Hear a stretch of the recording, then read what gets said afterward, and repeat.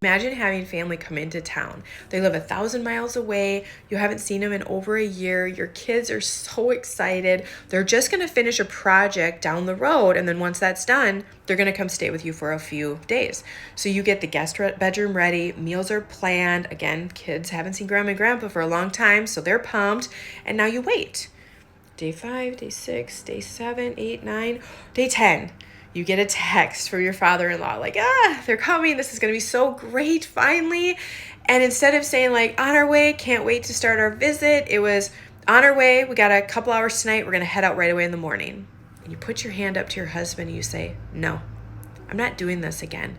This feels more insulting and like we're an afterthought. No, I'm not going to put together the guest room, have to tear off the sheets, wash everything, put a meal on, go through all this for 2 hours? No, not anymore. And now you're wondering, okay, was that too much? And is it unreasonable of me to want to go low to no contact with my in-laws ever since this happened? So let's back up, and I'm going to tell you what led Sarah to this point. So Sarah has known her father-in-law and stepmother-in-law since she was in college. She actually lived with them for a time being. They've always been kind to her. They still are. They're all very, very nice to each other. But it was very apparent from the start that her stepmother-in-law's children came first. So there's like 5, it's a blended family, 5 kids in total. But the stepmother-in-law's daughters, yeah, they were favored. All the energy went into the girls. Like we're talking when they got married, the one daughter got her full wedding paid for. The other daughter, there was just gobs and gobs of money just poured into her wedding in terms of lodging and just a lot of stuff. But then for Sarah and her husband, they were offered $1,000 towards their wedding and a lot of complaints because the father-in-law and stepmother-in-law, they had to stay in a hotel for a couple of days. So they complained a lot about their wedding. That's just one example. Then, when they had their first child, when Sarah gave birth to their first child, her father-in-law and stepmother-in-law went ahead and planned a trip right around their due date. They must have felt guilty about it, so they extended their trip, came back around, stayed with them for less than 48 hours, and buzzed off again. And this just continued. Like over the years, it's been 11 years where they haven't offered to babysit. They don't really come to visit, but they offer to have them travel 1,000 miles to come visit them. But when they do, like Sarah, her husband, and their 3 kids, when they do go and visit them, when they were working, they never took like PTO. They didn't have anything planned, no activities. They never went out and did anything. They never gave Sarah and her husband any alone time. Like, this is your one vacation a year. Like, thanks for coming to spend it with us. Like, you kids go off and have some, kid-free time. Never. Nothing. Nothing was ever posted on social media. Like, family is here. Nothing. And you may think, like, well, some people just don't do that. Well, when the girls go and visit the father-in-law and the stepmother-in-law, they take PTO. They give the daughters and their husbands tons of kid-free time. They have all these activities planned. How does she know? They post daily updates on social media. Oh, having so much fun with the grandbabies. It's been so hurtful. But still, they just trudge on. They just keep going, being nice, swallowing everything down, being polite. But then the final straw happened this past summer when her in-laws are coming to town to help her husband's brother build a deck, and it was set up tentatively that after the deck was built, they were going to come stay with their family for a few days. So excited. The kids were excited. They hadn't seen grandma and grandpa in a year, like I said, and it would be another year till they got to see them again. So this was a really big deal. Once the deck was built, a full 10 days later, they finally got a text that felt like an afterthought, and that is when Sarah said, enough. I will not do this anymore. We have been insulted beyond, like, this is just unbelievable.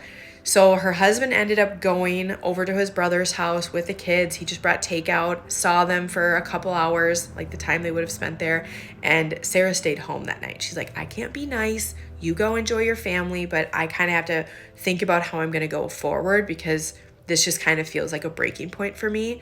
And it was. at that point, like since then, she's barely talked to them. I mean, if she has to, she will, but her husband doesn't want her to say anything. Like he's very bothered by everything as well, but he would rather just keep the peace, just keep kind of pretending not to notice. But now she's asking us, is it unreasonable that I want to go no or low to no contact with them after all of this? Okay, so here's how I see it. No, like you have absolutely every right to be hurt and like not feel like this is fair. All your feelings are totally valid. And now you've just gotten to a point that basically you are accepting who they have shown you they are. You know what I mean? Like you're just accepting it. You're like, okay, they've always shown me who they are. I'm finally going to just accept it. And I'm going to stop expecting them to change because this is only causing me pain and resentment, like to build in our relationship. Basically, I think you're saying going forward, in order to protect my heart and to protect the relationship from resentment, I'm going to care less. That's what I hear you saying. That is totally fine. And I think that's what we did, but just in a different order of things. So I have a different perspective I just want to sprinkle in here because we have favorite dynamics in our family as well. My family of origin specifically, I would say my siblings probably think I'm the favorite, even though I would argue tooth and nail, it's my brother Rusty. But the reason why I think my siblings think I'm the favorite is the amount of time my mom spends with our family. My mom is a widow. I'm the baby of the family. I feel like I was with them the longest with my dad. And so I just kind of try to keep her involved in our lives. I call her every day. She comes on trips with us. She stops over and just hangs out. So I think for them, they might see favoritism, but I don't really see that because, again, I think she thinks Rusty's her favorite. Totally get it. I think there's a level of comfort with me. Like her and I, we just get each other. We think we're funny. So it's not really about favoritism or that she's rejecting my siblings. It's just more of a comfort. Like there's a vibe with us.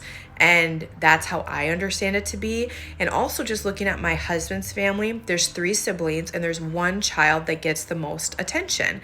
And rather than seeing all the energy or resources go to that one child and get bitter by it and get resentful by it and have it change our relationship dynamics, we more look at it like, well, that child pours into my in-laws. She shows up for them. She checks in on them. She's FaceTiming all the time. Like she's giving them so much in terms of her time, like pouring into them. Plus, if you look at their relationship dynamic, they are just 4 peas in the pod. Like that child, her husband, and then my in-laws, they're just like best friends. There's a very unique dynamic there. So we understand it and we accept it. And so it doesn't hurt us. We just enjoy my in-laws when they come.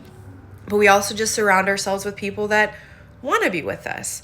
So there's just a different shift in perspective, which I guess I'm trying to say we did what you're doing now, we did on the front end. So we kind of missed all that pain by simply accepting who they were showing us they are right away. And again, even coming from somebody that does receive probably the most attention in our family of origin, I truly don't believe I'm the favored, but I do believe I put in the most energy into my mom. And there's just a comfort with us that she would be okay staying with me, but I don't know if she might feel uncomfortable staying with my siblings. I don't know. I hope that makes sense. Just providing a different perspective. But again, just reiterating, no, you have every right after everything you've been through to care less. And that's what you're doing. So what do you guys think? Are you seeing it differently? I would love to hear your thoughts.